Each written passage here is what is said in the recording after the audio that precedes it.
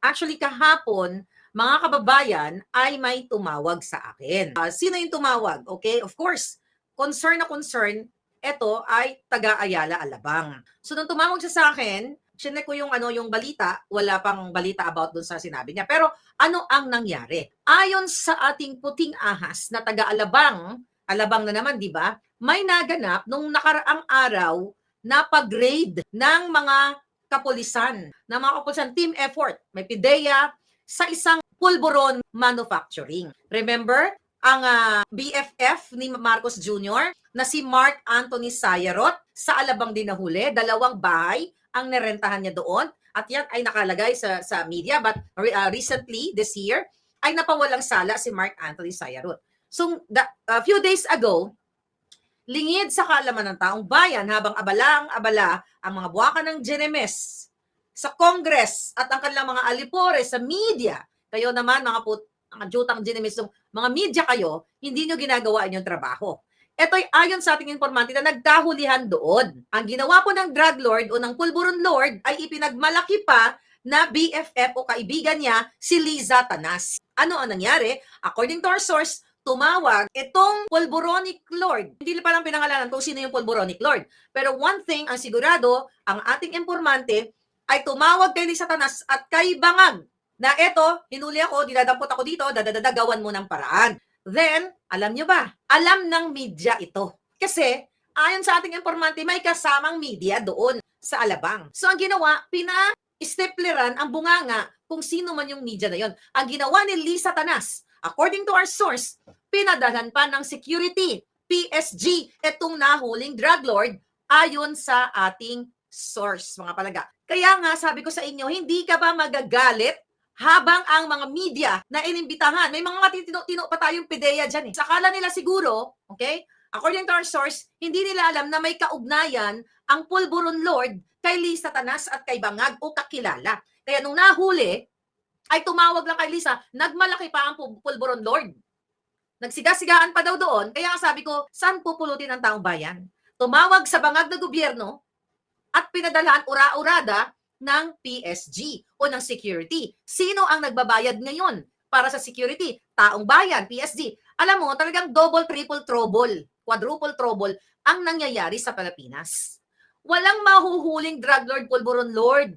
Kasi nga, paulit-ulit natin, magkasabwat sila. Kayong mga taga-Alabang, alam nyo to. Ang nahuling pulburonic manufacturer, alam din ng media ito. Hindi lang isang media, maraming media na nandoon. Kasi alam nyo naman, kapag mga ganitong operation, ay kinukontak yung media. You know that already. Pero dahil tumawag kay Liza Tanas, magwawala na naman, magbabagrartik na naman si Liza Tanas, at kay Bangag Jr. na hinuli nga yung kakilala nila, ayun, pinatahimik, pinashut up ang mga bunganga ng media. Ngayon, bayan kong mahal, mga palangga ko, saan kayo hahantong? Dahil itong mga drug lords ito, itong mga pulboronic na ito, si Liza Tanas na, si Bangag Jr. na ang nagpapatakbo. Kaya nga sabi ko dun sa informant ko kahapon, sabi ko sa kanya, hindi kaya si Sayarot na naman ito? Kasi napawalang sala na yun eh. Ang sabi ng ating informante, wag lang muna magbigay ng pangalan, pero ang sabi, sabihin mo yan, kausapin mo ang mga kongresista, ang mga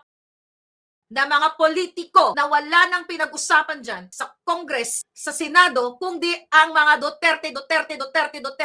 Kahit awayin nyo yung mga Duterte, kung tutuusin, wala kaming pakialam, mag-away kayo ng mag-away. Pero ang problema, naaapektuhan ang bayan. Harasin nila ng harasin ang mga Duterte, which yan ang ginagawa sa atin. Hindi yan ang magsusolba ng problema, ng kagutuman, ng kawalan ng trabaho, mataas na kuryente, mataas na bilihin, walang panghanda sa Pasko. Hindi yan, kahit ubusin nilang hantingin ang mga Duterte, hindi yan makakapagbigay ng kaalwanan ng mamamayang Pilipino. Pero ang pagpapadala ng PSG, ng security, mga kayong PSG, magsalita kayo, mga hinayupak kayo. Isang buton, Adictos Benedictus Marcos Jr., yung mga yan, susunod-sunod kayo dahil you have to follow your commander-in-chief.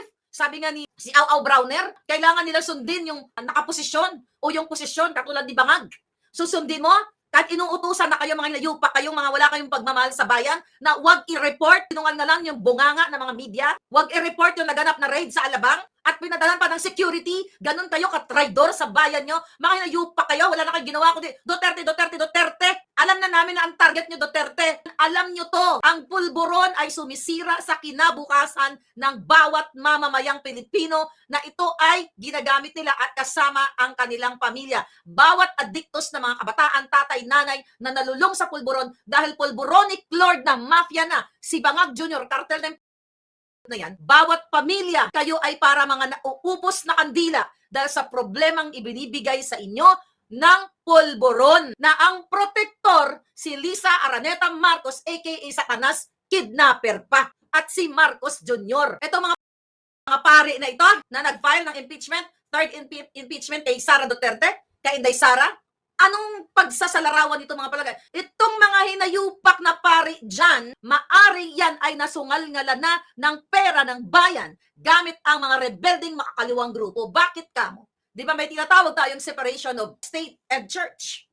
Pero may karapatan ang mga pari na magsasalita na patungkol sa nangyayari o na nararanasan ng mga taong bayan. Okay na sana yun. No? Sige, dahil yun ang paniniwala nila na may 125 million na confidential fund. Binabato nila kay Inday Sara na ipaliwanag na. Pero yan ang target nila. Sabi ko sa inyo, last year pa lang. Ako ang pinakaunang nagsabi sa inyo. Ang natatarget ni Lisa Tanas, ni Bangag Jr., ni Martin Romades, ang mga vloggers, si Pastor Kibuloy at si Sara Duterte. Dahil i-eradicate, pupuksain nila lahat ng mga kritiko, haharasin, kakasuhan, at ito'y nangyayari ngayon. Ngayon yung mga pari na to, mga na yan, nagdadadakdak sila na yan, ganun pa rin. Yung tema ng kanilang mga drama na 125 confidential fund, plunder, chuchu-chuchu, pero tahimik ang mga ito sa kidnapping na ginawa ni Lisa Marcos ni Bangag Jr. nang ngidnap ng 2 bata, tahimik sila sa pagsisinghot ng isang presidenteng authenticated bangag. Tahimik kayong mga yawa kayo, kaya kayong mga Katoliko na katulad ko, wag na kayo magsimba dyan sa mga pari na yan, sino man yung mga nayupak na yan, dyan sa simbahan nila, wag na kayong magsimba. Dumiretso kayong magdasal sa Diyos dahil yung mga pari yan, mga demonyo yan, ang sinusunod nila ay ang impyerno. Why? Kung para sila sa inyo. 125 million pesos ipagpalagay na natin, pagbigyan na natin ang kanilang kahibangan. Nanilunok ni Sara yung 125 million for dahe. Pero tahimik ang mga buwaka ng GNMS. Sa 1 billion a day flood control project na harap-harapang binaboy kayong lahat dyan sa Pilipinas na ipinagmalaki sa SONA, then the next 2 days, inanod kayo ng baha. And now, itong mga nayupak na pari na to, walang testamento o statement patungkol dito sa PhilHealth zero budget or zero subsidy na ang maaapektuhan dito ay buong sambayan ng Pilipino. 110 o more than that, 120 million Filipinos, well, minus siya medyo may pera-pera, di ba?